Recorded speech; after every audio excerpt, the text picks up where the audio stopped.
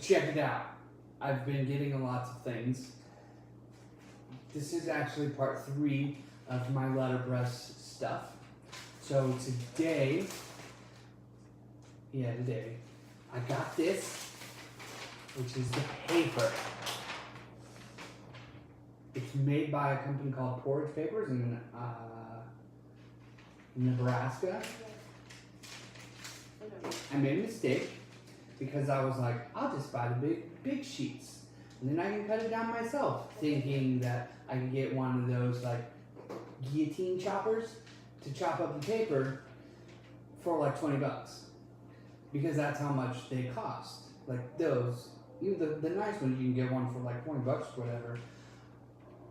What I didn't know is that the ones that do that and the ones that are like the rotary ones that are $20 or even less only cut paper that's up to like 12 inches. I was like, my paper is slightly larger than 12 inches. But it's really big actually. It's handmade. And I don't know if you can see it, but it's got little dots. And those are seeds for wildflowers. Wildflower seeds. I couldn't tell you what they are, but there's a bunch of them. So I got a bunch of this. It's enough paper for making 100 invitations or so. Actually, not quite 100. It's like 80. Even though I don't have to make 80. I have some extra just in case I messed up. But this is the paper. Super excited about that. I'm gonna cut it. I gotta cut it tonight because I gotta like get on with it. So I went to Walmart and got a gigantic cutting mat because I was like, I need to be able to put the paper on it, and this was literally the smallest one that I could get I could put one piece of paper entirely on it. Because the next ones, like the next smaller ones down, were actually smaller than the actual piece of paper. I was like, I can't do that. So I got that, and I got a ruler, a yardstick actually. So it's full yard. You see the paper is like huge. And X-Acto knife. Because those little things it cuts, like one that's big enough to cut this piece of paper, it's like $500. I'm like, the goal was to be able to save money on these invitations that I'm trying to create. So far, I could have gotten them printed cheaper. But that's neither here nor there, and I can make invitations for anybody in the future. And because I got all the equipment, I learned a lot more about paper than I realized. So this particular paper is 110 pound, 220 GSM is the term, and 20 to 25 point thickness. So basically what it says is for 500 sheets of uncut paper, which this is uncut paper, 500 sheets of this would weigh 110 pounds. I didn't know that's what that meant, like cardstock. So if you read like a ream of paper that you put in your printer, copier printer, is like 20 pounds or whatever. That means 500. So the 8.5 by 11 is a cut sheet of paper. That's why it doesn't weigh 20 pounds. But if it were this size and there were all of them, like 500 sheets, then it would weigh 20 pounds. This, 110 pounds. Supposed to be good for letterpressing. We shall see. It will be. But this is handmade. I have no idea what it's made out of, but they did put seeds in it. It's wildflowers. So, I'll go through the other stuff I have too.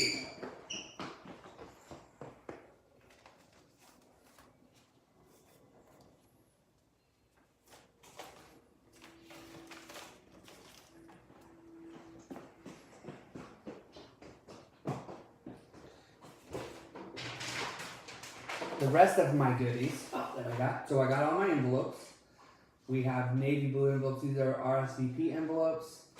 Navy blue for the actual, so this is the inner envelopes that hold the invitations and the RSVPs. These are the outer envelopes that will have the addresses on them. I got them at Paper Source because I didn't know where else to go. I thought about making my own because that's a thing. Only I was like, I need to cut down that paper too, and that's going to be a pain. So I was like, I'll just buy the envelopes because it's cheaper. Anyways, here's the envelopes that I got. I got a bunch of those. I got enough for all the invitations. But here is my, so from the last video, when I was like, hey, they didn't put instructions in my thing for my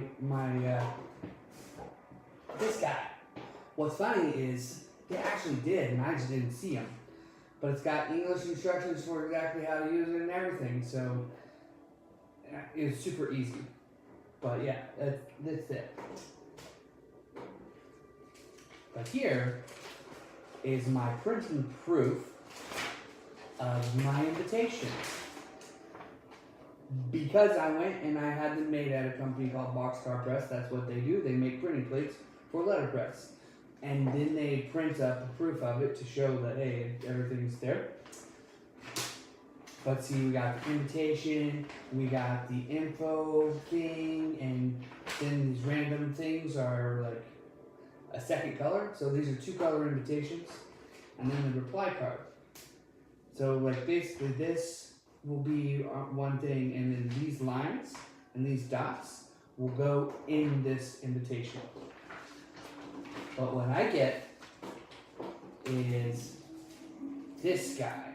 So these are my actual printing plates. It was on one sheet like that, but then I cut them out yesterday. So like here is the actual plate that I put on, and I will, on this paper, once I get it cut down, I'll be able to put this into my letterpress machine, run it through, and it will print. So this is the RSVP 1, like the first piece. Here's the second color, the first color. Here's the second color for the RSVP. And then I have the second color for the info card, the second color for the invitation. So you notice there's like big gaps in here. I could cut them down to put them directly on because this thing is sticky backed, so it'll stick to my letterpress machine. But I could do that, but what I ended up doing was just printing them essentially the size of the card. So the card top would be up here and the bottom would be here or close to it. So that way, and these are spaced perfectly to my design. So when I have the invitation, so this is my invitation, and if you look, they are, so this actually, it's a little bit smaller, but they would be lined up exactly where they need to be. So I can run this through with my color 1, and then print up all my invitations, do color 2,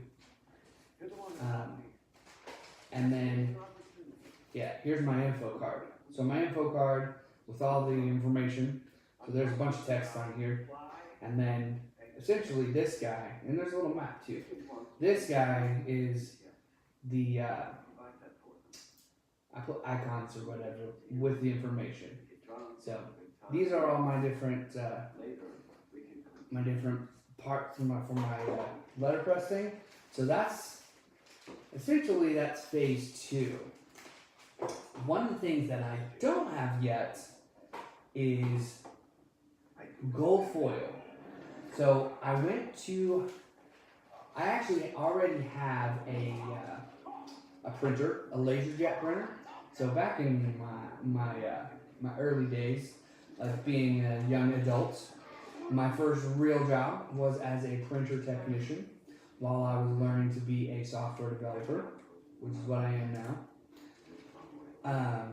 My first real job was being a printer technician, and I was a certified printer technician, certified on several HP and Lexmark printers.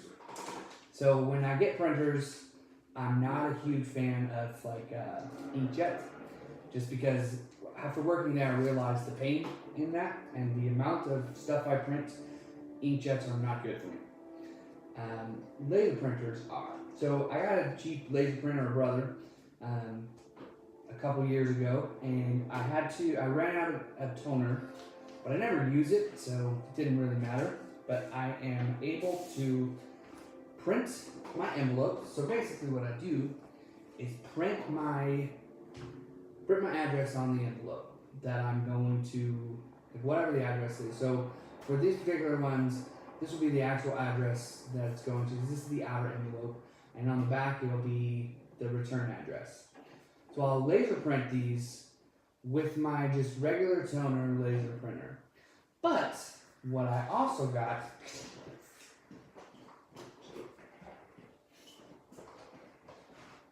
today at Walmart. I got this from Walmart. I got my X-Acto knife from Walmart. It's a Friskers because I couldn't find the other ones. But this was a fancy one. It's got a soft gel thing, and it's actually heavy, so should be good. And it's got a number 11 blade. Super interesting, right? A number 11 blade is the standard blade for precision cutting. But then there's a number 2 blade that's for not as precision cutting, but for medium cutting. Whatever that means. Anyways, this is a thermal laminator. So basically, it's a laminating machine so that you put paper in a little pocket, run it through this machine. This is actually already unboxing. Sorry. It's got a little handle.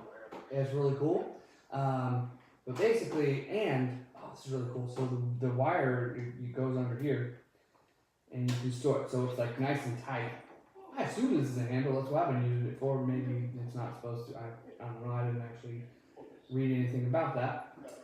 But basically, what you do is it unfolds. It's like basically breaks down.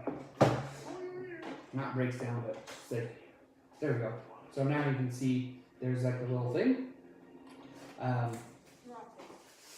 What will happen is once I laser print these guys with toner, I have from Joanne a bunch of gold foil transfer paper that is meant for laminating. So in my searching of how to do this, I found like I wanted to put gold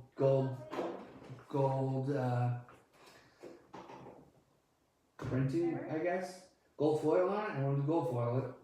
I was looking at how to do it, and all of them say laser printer, laminator, and it's super simple. And that's why I got the dark envelopes, because we can gold foil print the addresses. Because it's like super, like you can't scratch it off very easily. Maybe you can, I hope not, because that's how I plan on printing these. If that doesn't work, then I'll have to figure something else out. But basically, what you do is you take your envelope, put it where it's printed, you put the gold foil, the gold leaf foil or whatever, I don't know what it's called, put it on there, and then you parchment paper around it and run it through this machine, and it will, you'll be able to pull off the gold foil paper, and it will leave behind where the toner cartridge was. Toner that was left by the toner cartridge in my printer, that's where the address will be in gold. Should work. My problem is, for some reason, that stuff is not going to get here until Tuesday, and I got to leave Wednesday morning. So I have from Tuesday when that stuff comes in until Wednesday morning at 4 o'clock to print all my labels, not all my labels, print all my envelopes for, so I can send these things out next week. But yeah, this will, basically I run all my printers, or all my envelopes through here, and we should be good. It's really easy to do and really cool looking, even for what it is. I've never had a laminator before, so I'm excited. And it will laminate 3 mil and 5 mil, whatever a mil is. I don't actually know. and there's just a power button.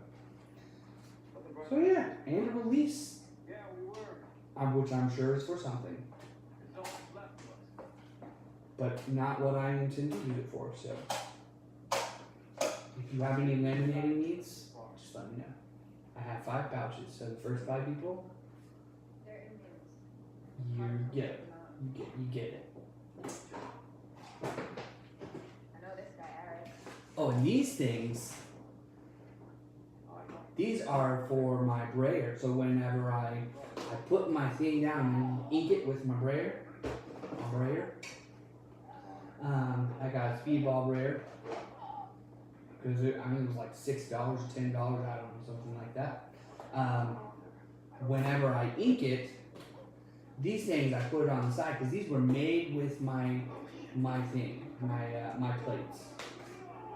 So when I put this on my letterpress machine and I bray it, I ink the plates. I use these on the side so I don't have to worry about keeping it balanced. Because something like these, like my second colors, are gonna actually be difficult not to get extra ink on things that shouldn't get inked. But we got some. The goal in 429 is to cut up all my paper. That's what I'm gonna start doing.